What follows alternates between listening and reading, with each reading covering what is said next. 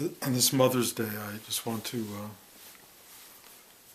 reflect on the one piece of advice that my mother gave me verbally. It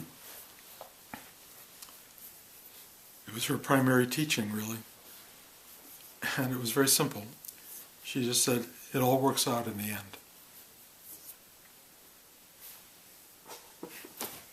And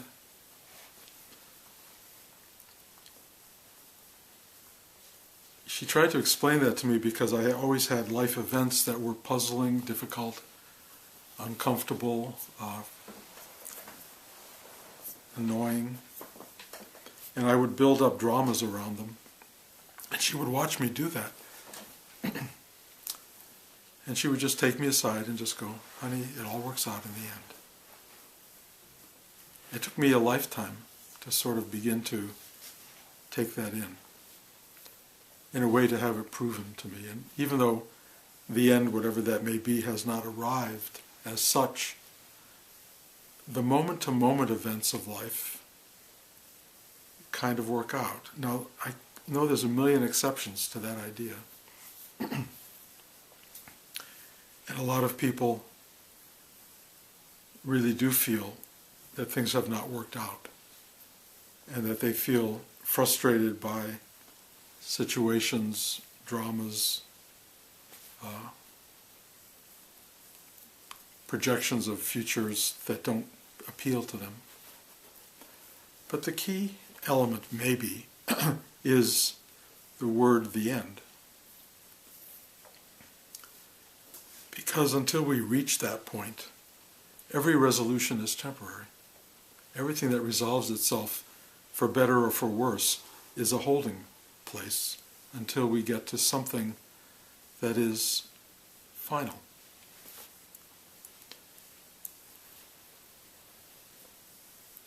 And that brings up a fairly big question.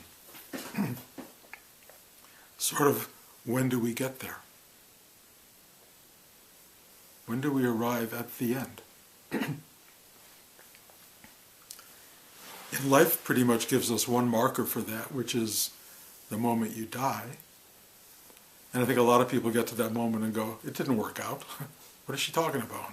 It didn't work out. And they feel kind of betrayed by a life that didn't come together on some fundamental level. And then, perhaps, the end isn't the end. There's it's still going on, which makes no sense to the normal human mind, because we can't imagine life going on, although we pray for it to happen. We have religions that tell us it will happen, but the moment of finality is hardly final for most people. At least that's what we're taught, and it's also part of my own sort of awareness or belief system, that we are part of something that really, in classical senses, has no beginning or end. There is a kind of eternal being, eternal awareness, eternal infinite oneness, which is in a way beautiful and satisfying to know. But then how does my mother's injunction, it all works out in the end, come into play? Because if there's no end, then will it ever happen that it will all work out? Will you ever get to it all working out? And that becomes a very big question mark. Because in a way, what does that mean, it all works out? Well, it kind of implies that the problem resolves, that the difficulty ends up being not difficult, that whatever it was that was causing you agitation starts to find its way into a kind of calm-centered, peaceful resolution. And because you think of it as the end, you think of it as a future where somewhere down the road this will all be fine. And so you keep projecting that, one does if you're taught like my mother taught me, that in the end it works out. You keep waiting for the end, or trusting that at some other point down the road things will be fine. The problem with that teaching is that although certain things do resolve themselves, and many of the moments that she told me would become okay in the end did have little endings, and they were fine. But they were reflections of something much more fundamental and much bigger. And that is, when you have an awakening, when you awaken to the truth of the now, you sort of touch beginningless, endless truth of this present tense. That there is nothing you can really define as beginning, chicken-egg problem, nothing you can really define as end, because clearly there is something that keeps going on to those who have that awareness. So, beginningless, endless reality is what? What is it? It's just this. And if my mother was right, that it all works out in the end, she really means that in a way it's already worked out.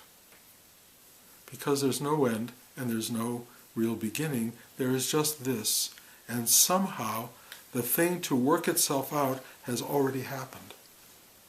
I don't mean to play with your heads. I know this can get very kind of heady. But what I'm trying to get at is life is a series of events that evolve and resolve or don't resolve and keep happening. And there is a journey into closure, happy endings, finality, the clarity of the whole picture.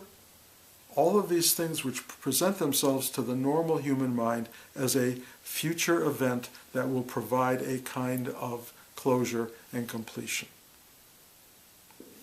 But if you can start to get very quiet inside and be deeply invested in the present moment, and you start to feel that this present moment is all there is, then that closure and completeness and finality is already here. It's already right now. That there is nothing to work out in the end, because it's already worked out. And that means there's a part of you that doesn't feel that. There's a part of you that's going, what's he talking about? I don't get it. There's past and present and future, and it's going to happen down the road, and this is all bullshit. It's all just kind of spiritual crap, and I don't know what he's saying. What I'm saying is that if you can trust that it all works out in the end, then you can feel the peace now of it already working out. You can feel in the present the resolution of a lifetime right this moment. That there is a place inside all of us that is already complete and finished. And once you tap into that, the journey through life is different. It's not about resolution, it's about being. It's not about having it work out in the end, it's realizing it's already worked out. It's about being here in the present tense and going, yes. There's no future tense to make it right. The rightness is profoundly central. If you don't feel that, if you are caught up in the drama of reaching for and not feeling and wanting and being insufficient and not satisfied with what is, then you have this extraordinary journey ahead of you into finding out that it all works out in the end is a present tense reality. The journey of the human being is a mythic journey through future and past and all of the dramas that unfold at every moment, trying to get at this incredible, simple awareness that it all works out at the end, which means it's already worked out. It's all fine as it is. This is the end. It doesn't cognate, I know. The brain just doesn't know what to do with this. But there is a place inside you that you can go to through meditation, you can go to it through just taking a walk down the street, you can go to it just by sitting at the table and relaxing for a minute, having a cup of tea. You can have this, that's kind of all it is. It's already done. It's already finished. It's already complete. And it's already satisfying as it is. And all of the mindful drama that wants to reach into making it better, making it perfect, making it work, that's just, in a way of perpetuating your life into some kind of constant, purposeful activity. As long as you have the need to keep making things better, or finally getting there, or getting closure, or whatever it is you're thinking of, that keeps you getting up every morning. It keeps you working. It keeps you in the world. It keeps you in a dynamic state. And so we all try to find, how am I going to get it better? I want to make a little more money. If I could only have this thing, if I could only go there, it would all be perfect. And so that insufficiency, that drama, that need, that hunger, that willingness to not see it as present tense keeps your life going. It drives life. It drives human life. And I have to say, in a way, that's really good, because it keeps us invested in this human drama and experience and journey. And so, rather than trying to rob you of this journey by telling you the end is it all works out, rather than letting you know that, live your life. Live your life reaching for it, trying to find it, thinking it's going to be down the road. But I will tell you in the end, as my mother told me, it all works out, if you want to know the ending. And it's already worked out, but you don't need to know that. One of the real frustrations of giving too much information spiritually is that it robs you of your journey. The journey is a journey of discovery. It's a journey of reaching. It's a journey of searching for what is. And the answer's right here. I can tell it to you 5,000 times. This is it. This is all there is. Boom. But the mind needs to keep generating this get up in the morning and make the world happen. And the world wouldn't happen if we all suddenly went, oh, it's all done. It's all worked out. Well, maybe the world would happen, and maybe it would be vastly different in its construct than what it appears to be right now. But mostly, there is a kind of a word I've used this morning, which is really valuable to me, this idea of agitation. There's this deep, constant agitation in human life. People fighting for, trying to get, feeling uncomfortable in the day-to-day. And so they're trying to figure out, how do I get to the stillness and the peacefulness and the joy of finality, if you will. And so they're trying to find everything they can do to make themselves at peace with and comfortable in this story that doesn't want to resolve itself.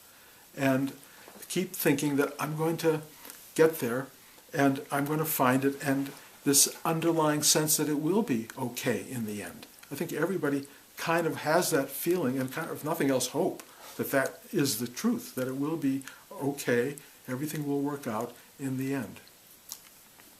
I totally get the journey, and there is a very strange reality to discovering that that's true, to discovering that it has already happened, that it is worked out. Not that the body won't continue to go through its experiences, not that life won't continue to unfold in many ways, but the truth is, it all works out in the end.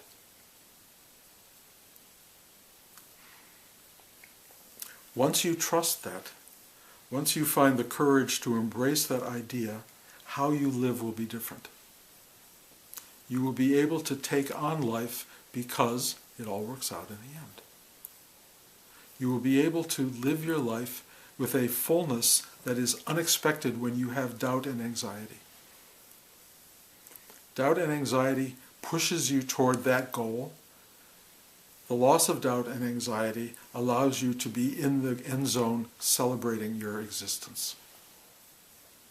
That's what life is. Life is arriving at this moment in a way over and over and over until you suddenly just go, why should I keep arriving here? Just be. Just be. There's no effort, there's no trying, there's no anything to get to. That thing has already happened. It has all worked out. You are here. But almost nobody wants that message. Because it's like this, guys. If you go to a movie and you stand outside the theater and somebody walks out and tells you the ending, what do you do with that? Do you still go into the theater? Do you still want to watch the movie? Probably not. There's no, what's the joy in it? I actually had, this is many years ago, the Murder on the Orient Express, and a guy drove by in a car and yelled out to the line of us waiting to get in, "Everybody did it!" Oh, no. And I didn't know what he was talking about. I thought, oh, that's got to be a joke. That's got to be a joke. The thing is, the movie was so good, and the ending happened, and I realized everybody did it. I went, that was brilliant. Even though I knew the truth, I got the whole ride because I didn't believe him. I didn't believe everybody did. How could everybody do it?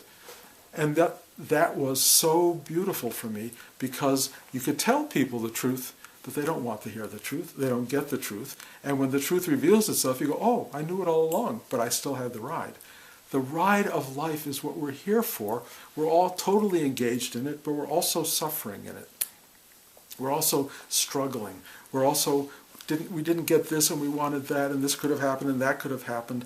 And so somebody comes and tells you it all works out in the end. You go, yeah, but you're only doing that because you want the ride. You want the dynamic of the experience of being, of the joy and suffering of life. We're here to embrace the whole thing. So whether or not you get what I'm saying as true or you don't, kind of doesn't matter because it all works out in the end. You will get there, one way or the other. So you know the ending. Now have fun. Enjoy the ride and maybe enjoy it a little bit more because kind of deep inside you know it's going to work out for you. There will be happily ever after on some level. And that's all I can tell you is have your life. Let it be easier or not. Enjoy it or not. Enter the drama or don't enter the drama. I mean, life it's huge. It's a huge unfolding of what I said before, mythic proportion. It's a mythic journey through your suffering and your drama and the loss of everything and the hugeness of the universe and your speck of being nothing and your eternal nature. It's all of this stuff that you are, and what's your story? What is your journey? You have to trust. You have no clue, and you don't know what's going to happen, and you have to really believe you don't know what happens in order to get out of the bed in the morning and make your coffee and enter into the workforce and enter into the psychological struggle and the artistry of creating and the building of buildings and the tearing down of worlds. You have to do all that because we're born to do that. We're born for it. But if you want any kind of solace or release or anything to comfort you along the way that will be meaningful, just know that my mother hit it on the nose. You know the answer. So,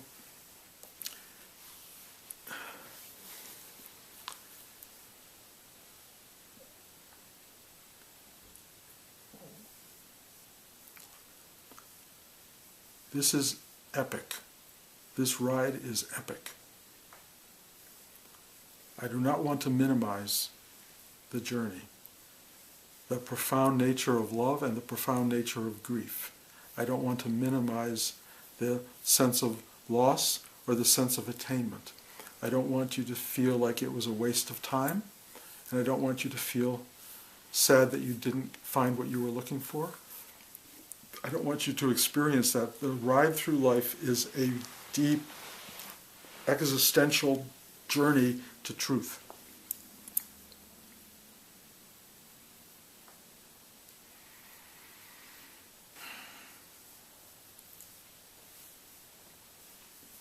But it all works out in the end.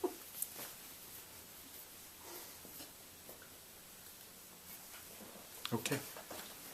Any questions? Yeah.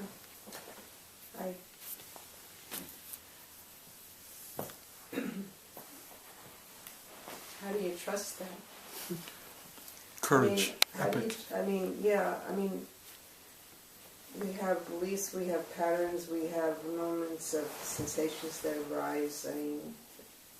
How do you courage? Okay, but say more. How do you trust? I totally get that. I totally get that. And the only answer I have is sit deeply within yourself and start to feel this, what I call, presence. Presence. There is a kind of unexplainable knowing that can and does move your life and direct you in certain ways. And it is always present. It is mostly ignored, mostly avoided by most people, because the one incredible thing about the birth of the world is our amazing attention in the world. It's so big and involving and engrossing and dynamic and scary and beautiful, and it's all of this. It's like the biggest movie ever. And you're sitting there going, and you don't want anyone to come in and tell you it's all going to work out. You're in this thing. Why ruin it? But if you dive deep inside, if something in you starts to be so discomforted by the journey, by the engagement with this stuff, which somehow you begin to realize, most people watching this movie, they're waiting for the happy moments, and they get one, and then it goes away. They get another one, and it goes away. How do I get it? You realize it's not delivering. The movie just keeps you going. It's like 5 billion TV shows all running at the same time, and you're just totally fascinated, and finally you're overwhelmed, and you say, how do I get out of this? What do I do with this dynamic involvement? And you start to, if you're lucky, find a way to the watcher of the movie. You start finding your way to that which is observing it. And you start to get clues for that when the movie starts to become too much for you. Just uninteresting, unsatisfying, unresolving. It just keeps on unfolding. They get the girl, they lose the girl. They get the girl, they lose the girl. They slay the monster, another monster comes. It just goes on and on and on. It's absolutely exhausting. And every so often, some people go, get me out of this. And they choose different paths to get out of it. Some of them are really not healthy. Others are, go inside and see who is observing this unfolding. And it's shockingly available. There is this place, if you take a breath, that opens up inside you. It's your intuitive, emotional being. And it kind of looks at all this and goes, oh, there is somebody observing this, not just somebody caught in it, but somebody really observing it. Another great thing my mother said, just to throw this at you, she said, it's only a movie. Over and over, it's only a movie. Whenever I was in the movies and I would go, I was so terrified, I was so engaged, she said, it's only a movie. And that cooled me down. So I would say to you, it's only a movie, or it's only life. Get quiet, go inside and watch this person and watch this thing that's watching, and you will begin to go, who is this? What is this? And what's really interesting is that the this inside is as big as, magnifies in many ways, the outside experience. It's the vastness of your inner being mirrors what is there. It mirrors it rather than magnifies it. It mirrors it. And it is you. You are inside. There is you that starts out kind of very small, like me, me, me, me, and then it goes, whoa, it's beyond that. It's something, the quieter you get, the bigger you realize what the observer is. And that's another talk. But it's really the very extraordinary nature of knowing that I am and it is, and I am in some ways one with all of that. And the still pointedness has within it a kind of directionality. It's a kind of navigational system that I talk about a lot, and it helps move you through the drama of your life. And if you start to follow it and trust it with an incredible act of courage, because you don't ever know what the next step will bring, you start to discover kind of that, my mother's injunction, it all works out in the end. It just keeps working out. It works out shockingly moment to moment to moment. It keeps working. And the extraordinary thing for me, since the sort of the awakening process, is watching it work and trusting it, even when it appears not to work, not to get caught in that, because it's all temporal, it's all changeable. You just go, well, this is what it is now, and you don't grab it as go, oh my God, the world's over. You just go, okay, I don't get it, but I'm with you, I'm there. Oh, now what? Oh, now it's gone. Oh, well, okay, it's all right. And there's constant reflections of, oh yeah, it's okay. I mean, it's shocking how wonderful this thing comes at you that says, trust me, and have the courage to trust me. Have the courage to take the next step no matter what. And in a way, we all do. We all may do it with trepidation, but we all somehow keep moving forward. We don't have a lot of choice. We have a little choice, but not good choices. So you just keep moving forward, and then you discover this is good. Good may be the wrong word, but this is worth the trust. It's worth the effort. Somehow your movement through life is working out in a funny way, unexplainable, funny way. You're going, oh, I get it. And you start realizing that your journey is okay, but you're worried about their journey. I mean, kids. I worry about my kids now rather than about me. And then this whole thing has to take a whole new level of leap into they too. It will be okay. And I can see their lives being disrupted. And I go, there's nothing I can do. Trust the universe. Trust this thing. Not only does it guide you, it guides them. They may not pay attention to it, but at some point you have to pay attention to it. At some existential moment, you have to pay attention because it's all there is. It comes right at you. It yells at you, pay attention. Pay attention. And it may be on your deathbed, which is late in the game, but it comes. Because now what? Now you got nothing to distract you. All you got is the observer. And pay attention. And then if you're lucky, a little voice will come and saying, it's all working out. If we're not lucky, I don't want to put it that way because luck is such a weird idea, but it may be that you go through the death process into another life to learn the lesson you failed to learn in this life. That's the real problem with lives that are not lived well. Lives that are not lived in a deep and profound way are kind of like wasted experiences. They're not wasted in terms of the universe because every blade of grass is meaningful. But in your own inner life, that life didn't go where it didn't live itself to its fullest potential, which is an uncomfortable feeling that one isn't fulfilled by their own life. That's why trust and courage is so dynamic, because you will take every step and life will get bigger than you can imagine. It's more dynamic than you expected, and you can live it, and there will be fulfillment. And that fulfillment may not be that you made a lot of money, and it may not be that you saved the world or something like that, but you will have had a full life, and that is fulfilling. And you will feel, I lived.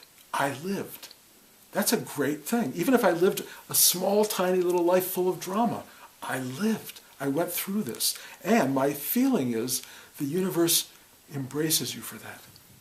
It embraces you for your struggle. It knows how hard it is. It knows how difficult it is. It will whisper in your ear, it all works out in the end. But while you're going through it, you don't know it. And my hope is, at the end, that something comes to everybody that just goes, good job, or I get it, you did it. It may not be that easy. It may take 500 lifetimes. Again, I don't know about that stuff, but it could take a lot of time before you finally hear that message. But when you do, all of those lifetimes, with all of the bullshit of those lifetimes, will go, oh, it was worth it. It worked out. It really worked out. That's kind of the journey we're on. We may be telling ourselves a story, we may be lying, we may be creating, narratives here that are totally untrue. I hold that out as a possibility, but I choose to listen to my mom. She had good advice. And I choose, when I sit inside, to find the pathway that seems to lead deeply into that truth. And I share it with other people because maybe the truth that I have found will ripple out or radiate into you, and you will discover the same truth. Because none of us are separate from that truth, I don't think. But, the caveat that I always try to use at the end is, what do I know? What do I know? I don't know.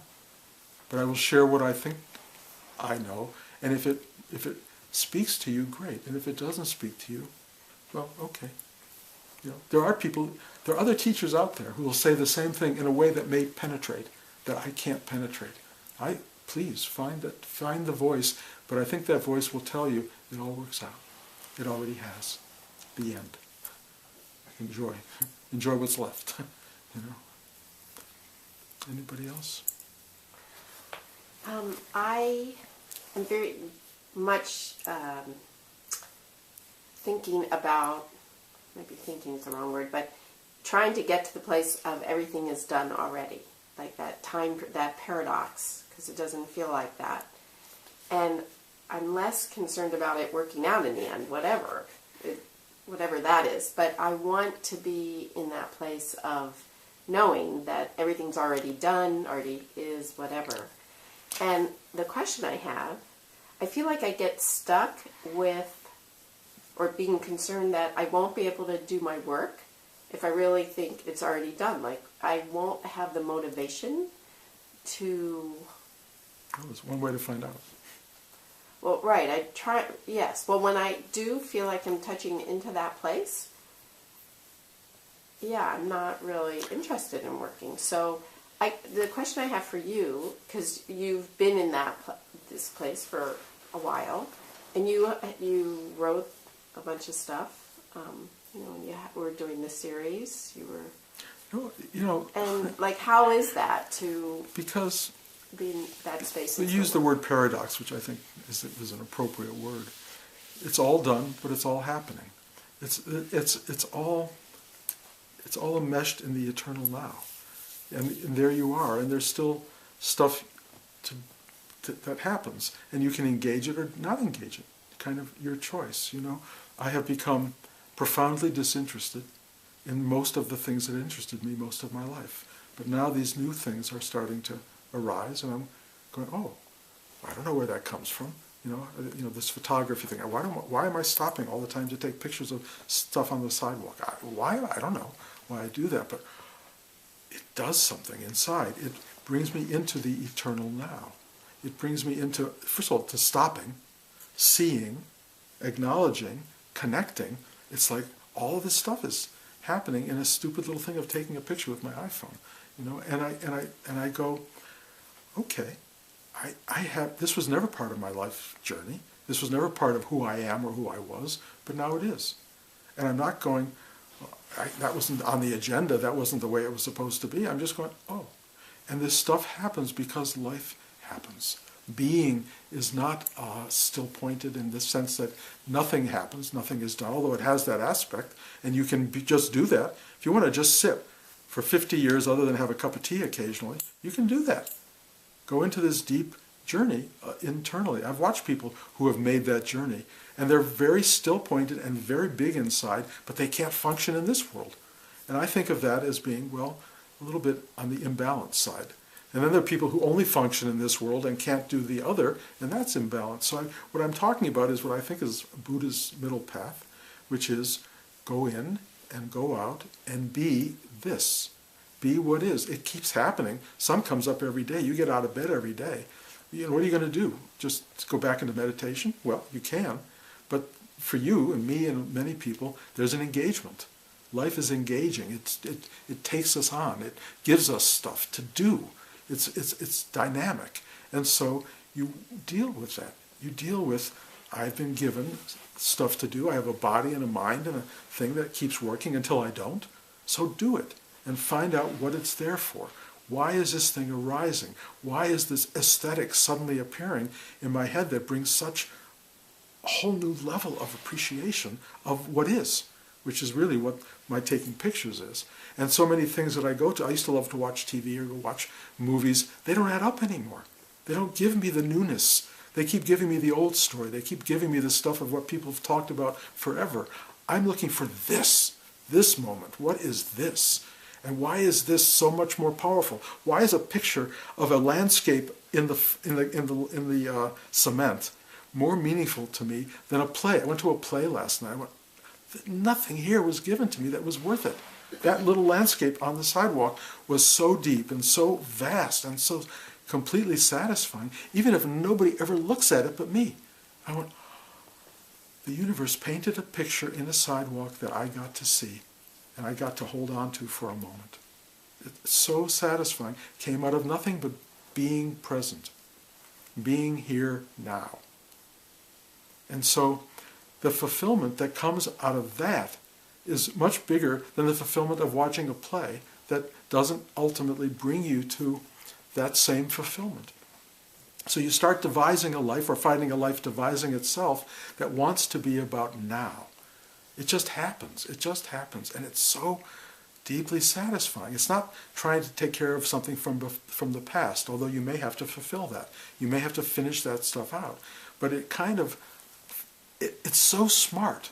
There's so much genius in the dynamics of our life that if you pay attention to it, you will be led into greater and greater and greater explosions of awareness and gratitude and beauty and all sorts of other things. The disinterest thing that's affecting me is scary on some level, because so much interested me for so long, and now I can't go to that well. It's dry, not interesting, not involving. And in the end, they kind of take almost everything away, except maybe just newness, just this. And you don't have to go to that well, you are that well. It just, and you don't seek anything to give you feedback, because what is enough. It's just enough. And even if it's not enough, then you go into the absence of enough. And that's a strange aesthetic, but it's beautiful. The absence of stuff has the same profundity as the fullness. So you find that, and you enter that, and you just go, and that's all I know. Okay? Anyone else? Last chance. Okay. Thank you. Thank you for coming. Happy Mother's Day again. To the mother in all of us, and to the mother that gave you your life. The gratitude, and how many mothers have been there on the planet in eternal time to give us our moment. To all of those mothers, thank you.